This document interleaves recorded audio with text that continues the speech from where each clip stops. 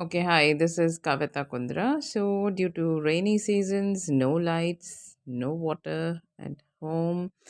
So, we are actually don't want to waste your time. So, we are starting with mechanics of respiration.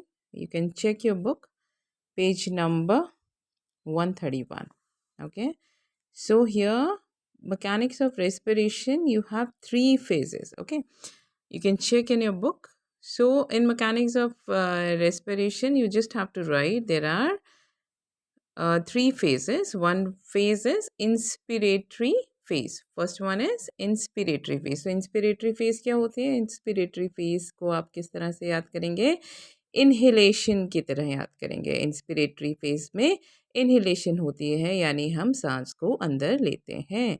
In inspiratory phase there is an inhalation of air. It is an active process. सांस अंदर लेना बहुत active process है और इसमें दोनों ही तरह से वर्क होता है, वॉलेंट्री भी और पार्शली इनवॉलेंट्री भी. सेकेंड फेज होता है एक्सपिरेटरी. एक्सपिरेटरी मीन्स सांस को छोड़ना, सो एक्सपायरेशन करना. In expiratory phase, there is an exhalation of air. It is passive process because in this phase, diaphragm and intercostal muscle relax and the lungs recoil. तो आपका first हो गया inspiratory phase, second हो गया expiratory phase और third हो गया pause. जब ये हम सांस को छोड़ते हैं थोड़ी देर के लिए लंग हमारा पॉज लेता है. पॉज मतलब थोड़े शॉर्ट ड्यूरेशन के लिए रुकता है. ठीक है. Next is what are the different muscles. अब नेक्स्ट आप लिखेंगे मसल्स. इसके नोट्स हम लोग आपको प्रोवाइड कर देंगे. We will be providing you in a YouTube the same channel little later on. ठीक है. देन यहाँ पे हम पढ़ते हैं कितनी तरह की मसल्स हैं. There are three types of muscles that get involved in respiration. First one, which is the first one? First one is intercostal muscle. Second one is diaphragm muscle. Third one is abductor muscle. So you have to learn what you have to learn. First one, phases कितने हैं? 3 हैं. First one is inspiratory phase, expiratory phase and pause. Inspiratory phase, inhalation. Expiratory phase, exhalation and pause. And muscles भी 3 हैं. Which one? Intercostal, diaphragm and abductor. Intercostal muscles क्या होते हैं? Intercostal muscles are 11 pair of muscles जो हमारे ribs के between होती है, which contract during inspiration to increase the volume of chest cavity. They are located in the spaces between the ribs. We all know ribs कहाँ होती हैं. ठीक है. lungs किसके कवर में होता है? रिब्स के कवर में होता है. 11 रिब्स हैं और 11 ही आपकी इंटरकोस्टल मसल्स होती हैं. They are arranged in 2 layers. 2 तरह की लेयर्स में होती हैं. One is external intercostal and internal intercostal muscles. During inspiration, फिर लास्ट लाइन आ जाते हैं. During inspiration the intercostal muscle contract. जब हमें इनहेल करनी है, एयर को अंदर लेना है, तो हमारी इंटरकोस्टल मसल्स कॉन्ट्रैक्ट करती हैं और वहाँ स्पेस बनाती हैं एयर के अंदर आने के लिए. Next is during expiration the volume of thoracic cavity is decreased, क्योंकि हमें अब एयर को छोड़ना है बाहर, तो वहाँ पे आपका वॉल्यूम जो है डिक्रीज हो जाता है. और by relaxation of diaphragm and intercostal muscle which result in increase in thoracic cavity. Pressure बहुत इंक्रीज हो जाता है. प्रेशर इंक्रीज की वजह से आपका जो एयर है वो आपके बॉडी से बाहर हो जाता है. That is called expiration. ठीक है. देन ये तो हो गए इंटरकोस्टल मसल्स. कितनी तरह की इंटरकोस्टल मसल्स होती हैं? 11 टाइप्स की होती हैं. और ये कौन कौन सी होती हैं? Internal and external. Then next one is diaphragm. Diaphragm हमें मालूम है. What are the diaphragm? Diaphragm is the muscular membrane. कहाँ होती है? Between abdominal thoracic cavities. It consist of central tendon which from which the muscle fiber exists. Then when the diaphragm contracts, its muscle shortens and the central tendon towards this the thoracic cavity is enlarge in length, ये आपको करने की जरूरत नहीं है, simple आप लिखिए diaphragm क्या है, diaphragm is a muscular membranous partition separating abdominal and thoracic cavity, that's it. उसके बाद एक और आप लिखेंगे phrenic nerve. What are phrenic nerve? These are the pair of nerves that arises from spinal roots and passes down the thoracic to increase the diaphragm and breathing। ठीक है, तो दो चीज़ें लिखनी है, डायफ्राम लिखना है, what is diaphragm and what are the pairs of nerve that serves it। so pair of nerve is phrenic nerve। फिर आती हैं आपकी abductor muscles। what are abductor muscles? these are the muscles that serves to draw from the median line। तो abductor muscles होती कहाँ है? तो epiglottis जो आपके आपका एब्डक्टर मसल कहाँ है? Abductor muscle in the larynx. Larynx हमें मालूम है, लैरिंग्स कॉन्ट्रैक्ट कर जाता है। जैसे हम इंस्पिरेशन के प्रोसेस को स्टार्ट करना है या बॉडी ने अब एयर अंदर लेना है, तो वो क्या करेगा? एब्डक्टर मसल को कॉन्ट्रैक्ट कर देगा। ठीक है, उसकी वजह से जो वोकल कॉर्ड्स हैं वो थोड़ा दूर हो जाएंगी, अपार्ट हो जाएंगी, और एपिग्लॉटस आपका ओपन हो जाएगा। एपिग्लॉटस कहाँ है? Vocal apparatus. एपिग्लॉटिस क्या है? वोकल अपरेटस है लैरिंग्स का।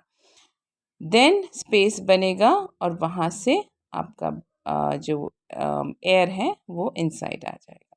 ठीक है, but during the stage of swallowing, जब हम खाना खा रहे हैं, जब हम खाने को अंदर ले रहे हैं, तब वो बंद हो जाएगा, so that the food should not go into the lungs. Food का एक अलग पैसेज है जहाँ से उसे जाना है, तो वो वहीं से जाएगा। नेक्स्ट इज आप ये लिखेंगे changes in lungs during respiration. In inspiration when we breathe in, thoracic cavity is increased। thoracic cavity is increased, simultaneously contraction of intercostal muscles and diaphragm। so होता क्या है? चेंजेस कैसे होंगे लंग्स में? Changes कैसे होंगे आपके? चेंजेस में क्या होगा? जब हम इंस्पिरेशन करेंगे या जब हमारा इंस्पिरेशन का प्रोसेस जो है वो स्टार्ट होगा, तब हमारा जो थोरैरिक कैविटी है वो इंक्रीज हो जाता है। इंक्रीज होने की वजह से आपका जो एयर है वो इनसाइड आ जाता है। ठीक है, फिर हमने एक और पढ़ा था pleura, parietal pleura. Parietal pleura क्या होगा? आप ऊपर की तरफ देखेंगे नेक्स्ट पेज पे। ठीक है, पेराइटल प्लूरा आपका क्या होगा? पेराइटल प्लूरा जो अटैच होता है इनर वॉल से, ठीक है, मूव करेगा थोरैक्स और डायफ्राम की तरफ। द विज़रल प्लूरा जो प्लूरा अटैच होता है लंग से, वो भी पेराइटल प्लूरा को फॉलो करेगा। इसकी वजह से जो प्रेशर है प्लूरल कैविटी में वो कम हो जाता है। Done.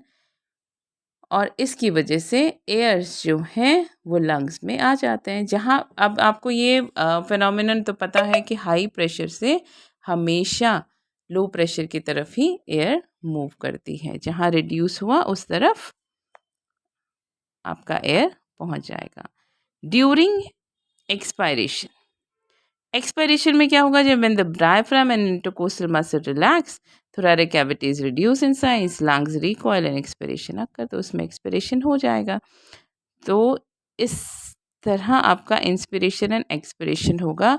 But the only thing is you just need to write the important point, don't need to write the long long stories. Alright, then the rate and depth of breathing.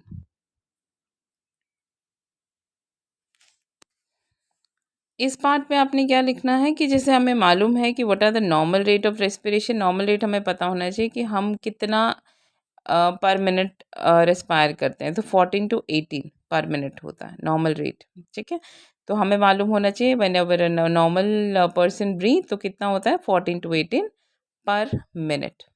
Correct.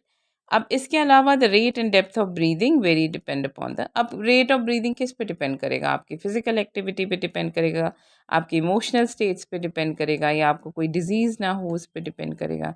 जैसे आपको respiratory को, आप कोई lung disease ही हो गई तो आप respire उतना ज़्यादा अच्छे से नहीं कर पाएंगे। करेक्ट। और ये आप अपनी तरफ से भी थोड़ा सा लिख सकते हैं। Next is normal breathing. Normal breathing में क्या होता है, the intercostal muscle and diaphragms. हम लोगों को मालूम है कि नॉर्मल ब्रीदिंग में हमने जो भी पढ़ा है, intercostal muscles and diaphragm involve होते हैं। लेकिन जब हम डीप ब्रीदिंग करते हैं तो और मसल्स हो जाती हैं, एक्सेसरी मसल्स होती हैं जो कि इन्वॉल्व होती हैं। और एक्सेसरी मसल्स में कौन कौन सी मसल्स हैं? स्टर्नोनिस्टॉइड एंड पेक्टोरालिस मेजर। तो ये मसल्स आपके इन्वॉल्व होते हैं, प्लास्टिसामा भी इन्वॉल्व है। तो इसकी वजह से आपकी कुछ और मसल्स जो हैं डीप ब्रीदिंग में इन्वॉल्व हो जाती हैं। यू कैन, हाँ, अब ये है कि अगर आप मेरे से पूछेंगे कि हाँ ये हमें याद करना पड़ेगा, so yes, you need to write it down, you need to remember these muscles, and also you just make point wise table और फ्लो चार्ट जिसमें आपको ये मेन इंपॉर्टेंट वर्ड्स याद होने चाहिए। उसके बाद आप स्टोरीज लिख सकते हैं जिसमें आपका 3 मसल्स इन्वॉल्व हैं। कौन कौन सी मसल्स हैं? डीप ब्रीदिंग का नॉर्मल क्या है? नॉर्मल आपका 14 टू 18 पर मिनट है जो नॉर्मल पर्सन लेता है। सेकंड थिंग है कि आपको जब डीप ब्रीदिंग होती है तो कौन सी मसल इन्वॉल्व है, नॉर्मल ब्रीदिंग में कौन सी मसल्स इन्वॉल्व हैं, ऑलराइट। एंड मसल्स को आपने एक्सप्लेन भी करना है, alright. So will give you the notes, don't worry, and just go through that. Thank you so much, bye bye, take care.